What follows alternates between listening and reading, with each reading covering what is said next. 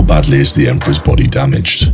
For 10,000 years, the Emperor of mankind has sat immobile on the Golden Throne of Terra, a silent, unmoving god at the heart of a vast and decaying empire. To the trillions of citizens across the Imperium, he is the master of mankind, the God Emperor, a divine being whose holy light guides humanity through the darkness. Yet behind the veil of faith and millennia of dogma lies a far grimmer reality. The figure of the throne is not a radiant god in serene contemplation, but the shattered remnant of a man, enduring a state of living death that defies comprehension. To truly understand the state of the Imperium in the 41st millennium, one must first confront the harrowing extent of the damage inflicted upon its founder's body. The origin of this cataclysmic state lies in the final desperate hours of the Horus heresy. Aboard the flagship of the arch-traitor Horus Lupercal, the vengeful spirit, the Emperor confronted his favoured son, now being swollen with power from all four Chaos gods. The ensuing duel was a battle on every conceivable plane of existence, physical, psychic and spiritual. The Emperor, holding back his full power in hope of redeeming his son, suffered wounds that would have annihilated any lesser being a million times over. Horus, armed with the Worldbreaker mace and the lightning-clawed talon of Horus, did not merely seek to kill his father, he sought to unmake him. The blows that landed were imbued with raw nihilistic energy of the warp, designed to shred not just flesh and bone, but his very soul. When the Emperor finally unleashed his psychic might, obliterating Horus utterly, it was too late for his own mortal form. He was left mortally wounded, his body broken, burned and psychically scoured. The official accounts, sanitized for imperial consumption, speak of a heroic sacrifice. The deeper lore hints at a more gruesome picture. An arm torn for its socket, his back broken, his organs pulped, and his entire being set aflame with ethereal corrupting energy. It was in this state, clinging to life by the sheer indomitable force of his will, that he was carried from the battle barge by the Primarch Rogel Dawn and rushed to the one device that might sustain him, the Golden Throne. Originally intended as the central nexus of the Emperor's ambitious webway project, the Golden Throne was a marvel of forgotten technology. It was repurposed in a moment of ultimate desperation to become the most complex and horrifying life support system ever conceived. Interred within its arcane machinery, the Emperor's broken body became the central component in its hideous symbiosis. An intricate web of cables, nutrient feeds, biomonitors, and psychoconductive conduits were fused directly into what remained of his flesh and nervous system. For millennia, this grotesque apparatus has performed a dual function. Firstly, it sustains the Emperor's biological functions at the most minimal level. His body, for all practical purposes, a corpse. It is a desiccated, mummified husk, barely recognizable as human, let alone the radiant figure depicted in Imperial art. His frame is skeletal, locked in a permanent rigor mortis, with thin parchment-like skin stretched taut over bone. It is a body kept in a state of perpetual arrested decay.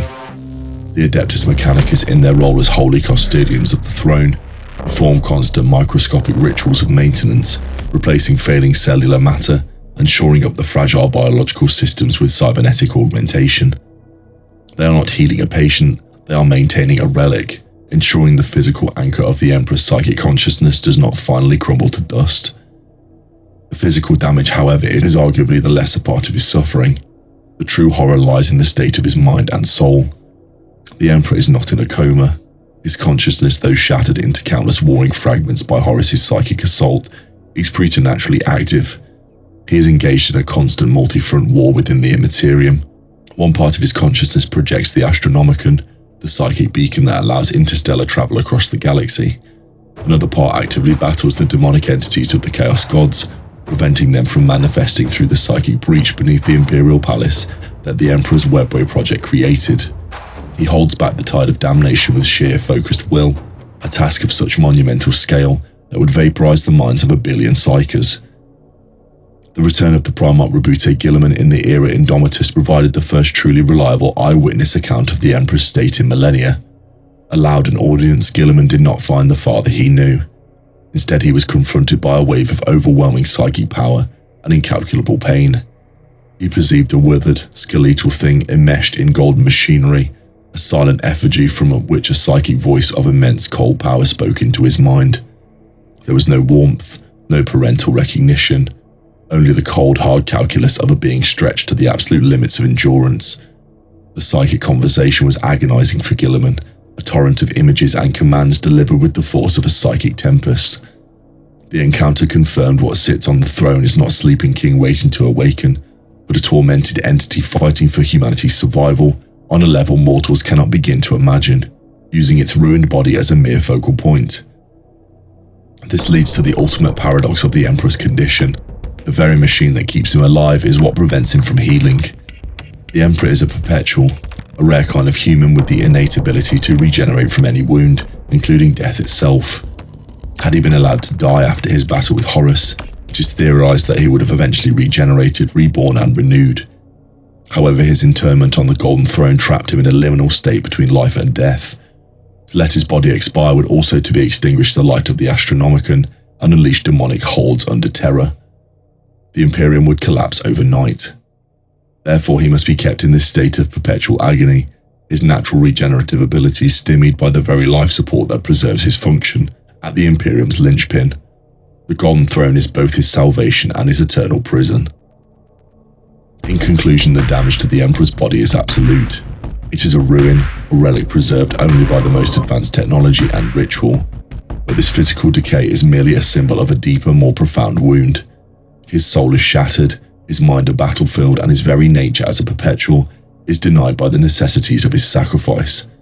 The withered corpse under the Golden Throne is the ultimate testament to the grim reality of the 41st millennium, a state of existence where survival is bought at the cost of endless suffering, and the saviour of humanity is also the most tragic prisoner. This archive has now been fully decoded. Continue your journey into the librarian with the video displayed on screen. The vast wealth of the archives continues to reveal new knowledge of the dark history of the 40K verse. In the grim dark of the far future, there is only war.